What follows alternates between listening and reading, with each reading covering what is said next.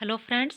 NCERT history MCQ series में आज की वीडियो में हम देखने वाले हैं क्लास 7 का चैप्टर 10 18वीं शताब्दी में नए राजनीतिक गठन। इसका पहला क्वेश्चन है, औरंगजेब के बाद मुगल उत्तराधिकारियों के सामने जो आर्थिक राजनीतिक संकट उत्पन्न हुए उसके प्रमुख कारण थे। ऑप्शन ए, औरंगजेब का दक्कन में लंबी लड़ाई लड़ते हुए साम्राज्य के सैन्य और वित्तीय संसाधन का बड़ी मात्रा में खर्च करना, जो कि एक कारण था। प्रशासनिक कार्य कुशलता में कमी, जिसके कारण मनसबदारों के शक्तिशाली वर्गों को वश में करना केंद्रीय सत्ता के लिए कठिन हो गया। यह भी सही कथन है। सूबेदारों का सैन्य प्रशासन एवं राजस्व कार्यालय में नियंत्रण का खत्म होना, तो यह यहाँ पे सही नहीं है। नियंत्रण जो है वह खत्म नहीं हुआ था। विभिन्न क्षेत्रों में होने वाले कृषक एवं जमींदारों के विद्रोह, यह सही है। ऑप्शन 3 जो है वह इसका कारण नहीं है। ऑप्शन 1, 2 और 4 है। औरंगजेब के उत्तराधिकारियों के शासनकाल में प्रशासन की कार्यकुशलता समाप्त होने लगी थी। सूबेदार के रूप में नियुक्त अभिजात अक्सर राजस्व और सैन्य प्रशासन दोनों कार्यालयों पर नियंत्रण रखते थे। इससे मुगल साम्राज्य के विशाल क्षेत्रों पर उन्हें विस्तृत राजनीतिक, आर्थिक और सैन्य शक्ति मिल गई। जैसे जैसे सूबेदारों ने प्रांतों पर अपना नियंत्रण सुदृढ़ किया, राजधानी में पहुंचने वाले राजस्व की मात्रा में कमी आती गई। उत्तरी तथा पश्चिमी भारत के अनेक हिस्सों में हुए जमींदारों और किसानों के विद्रोहों और कृषक आंदोलनों ने इस समस्याओं को और गंभीर बना दिया।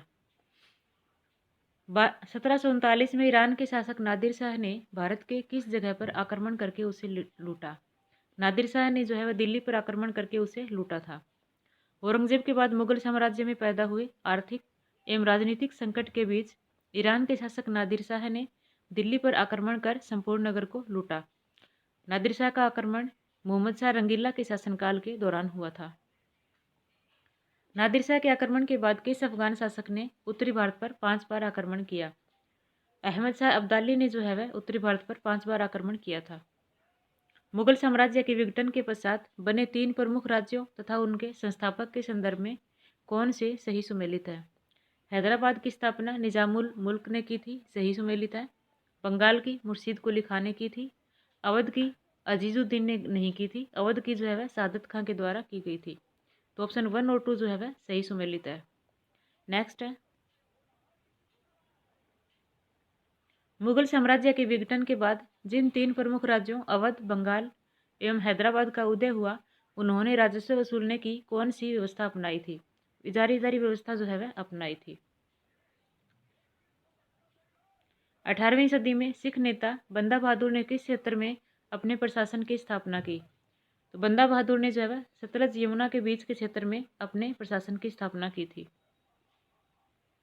सिखों से संबंधित मिसल क्या थे? मिसल जो है वह योद्धाओं का समूह था।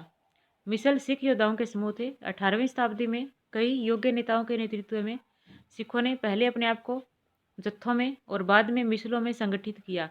इन जत्थों और मिसलों की संयुक्त सेनाएं दल खालसा कहलाती थी। उन दिनों दल खालसा बैसाखी और दिवाली के पर्वों पर अमृतसर में मिलते थे। इन बैठकों में सामूहिक निर्णय ले लिए जाते थे, जिन्हें गुरुमता या गुरु का प्रस्ताव कहा जाता था। राखी व्यवस्था का संबंध किससे है? राखी व्यवस्था का संबंध मराठा से है। मराठा से नहीं, सॉरी, सिखों से है। सिखों ने जो है वह राखी व्यवस्था स्थापित की, जिसके अंतर्गत किसानों से उनकी उपज का 20% कर के रूप में लेकर बदले में उन्हें संरक्षण प्रदान किया जाता था। सिख शासक महाराजा रणजीत सिंह ने 1799 में किस जगह को अपनी राजधानी बनाया? तो रणजीत सिंह ने जो है वह लाहौर को अपनी राजधानी बनाया। मराठों के संदर्भ में नीचे दिए गए कथनों पर विचार कीजिए। शिवाजी ने एक स्थायी राज्य की स्थापना शक्तिशाली योद्धा परिवारों देशमुखों की सहायता से की थी, जो कि सही है। मराठों ने 1720 के दशक तक मालवा और गुजरात मुगलों से छीन लिए, यह कथन भी सही है। दोनों ही कथन यहाँ पे सही हैं। नेक्स्ट है,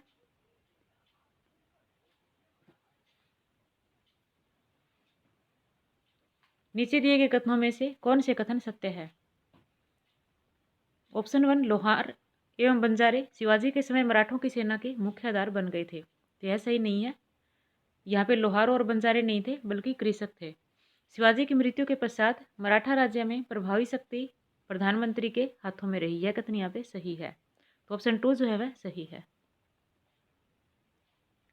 शिवाजी के काल में अत्यंत गतिशील कृषक पशुचारक योद्धा मराठों की सेना के मुख्य आधार बन गए। शिवाजी ने प्रायद्वीप में मुगलों को चुनौती देने के लिए इस सैन्य बल का प्रयोग किया था। नीचे दिए गए कथन एवं कारणों पर विचार कीजिए। पेशवाओं की देखरेख में मराठों ने एक अत्यंत सफल सैन्य संगठन का विकास कर मुगल साम्राज्य की सत्ता को क्षति पहुंचाई, जो कि सही है। पेशवा मुगलों के किलाबंद इलाकों से टक्कर लेकर उनके संसाधनों पर कब्जा कर लेते थे। यह कथन यहाँ पे सही नहीं है, वे टक्कर नहीं लेते थे, वहां से चुपचाप निकल जाते थे। तो ऑप्शन कथन ए सही है, कारण आर गलत है। पेशवाओं की देखरेख में मराठों ने एक अत्यंत सफल सैन्य संगठन का विकास कर मुगल साम्राज्य की सत्ता को क्षति पहुंचाई। पेशवाओं की सफलता का रहस्य यह था कि मुगलों के किलाबंद इलाकों से टक्कर न लेते हुए उनके पास से चुपचाप निकलकर शहरों कस्बों पर हमला बोलते थे और मुगल सेना से ऐसे मैदानी इलाकों में मुठभेड़ देते थे जहां रसद और कुमक आने के रास्ते आसानी से रोके जा सकते थे। नेक्स्ट है, चौथ और सरदेशमुखी का संबंध किससे था? चौथ और सरदेशमुखी का संबंध मराठा से था। 1730 के दशक तक मराठा नरेश को समस्त दक्कन प्रायद्वीप के अधिपति के रूप में मान्यता मिल गई। साथ ही इस क्षेत्र पर चौथ और सरदेशमुखी कर वसूलने का अधिकार भी मिल गया। चौथ क्या होता था? जमींदारों द्वारा वसूले जाने वाले भू राजस्व का 25% और दक्कन में इनको मराठा वसूलते थे। सरदेशमुखी दक्कन में मुख्य राजस्व संग्रहकर्ता को दिए जाने वाले भू राजस्व का 9 से 10% हिस्सा। नेक्स्ट है, नीचे दिए गए कथनों पर ध्यान दीजिए। कथन 1, 1737 में बाजीराव प्रथम के नेतृत्व में दिल्ली पर धावा बोलने के बाद मराठा प्रभुत्व की सीमाएं तेजी से बढ़ी, जो कि सही कथन है। मराठा ने उत्तर में राजस्थान और पंजाब, पूर्व में बंगाल और उड़ीसा तथा दक्षिण में कर्नाटक तथा तेलुगु प्रदेशों को अपने साम्राज्य में प्रत्यक्ष रूप से मिला लिया। तो यह कथन सही नहीं है, इन राज्यों को जो है प्रत्यक्ष रूप से नहीं मिलाया था। ऑप्शन 1 यहाँ पे सही है।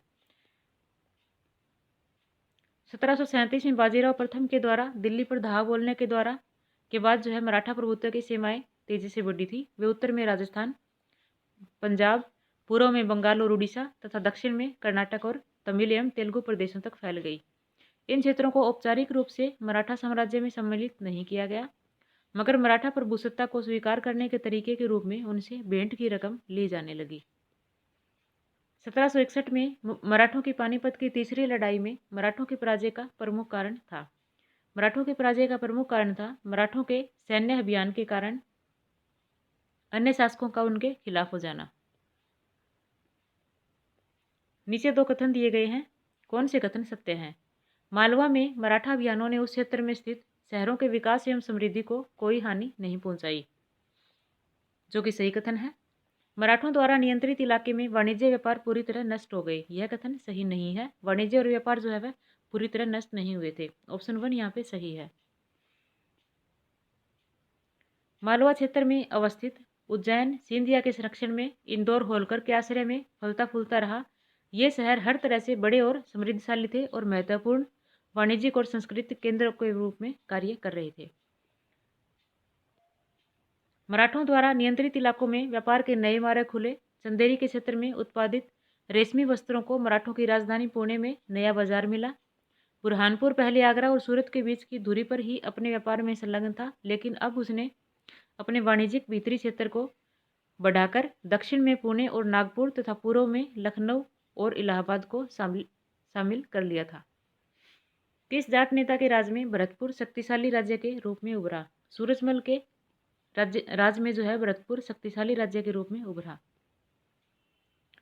जाटों ने अंबर और आगरा की शैलियों का समन्वय करते हुए एक विशाल बाग महल किस जगह बनवाया? तो यह बनवाया था डीग भरतपुर में। नादिर शाह ने जब भारत में मुगलों के ऊपर आक्रमण किया तब उसे किन क्षेत्रीय शक्तियों का सहयोग मिला था? उसे सहयोग मिला था मराठा और सिखों का। 1739 में जब नादिर शाह ने दिल्ली पर हमला किया तब उसके पुत्र जवाहिर शाह के पास 30,000 सैनिक थे। उसने 20,000 सैनिक मराठों से लिए, 15,000 सैनिक सिखों से लिए और इन सब के बलबूते ही वह मुगलों से लड़ा था। इसी के साथ जो हमारा चैप्टर कंप्लीट होता है। धन्यवाद।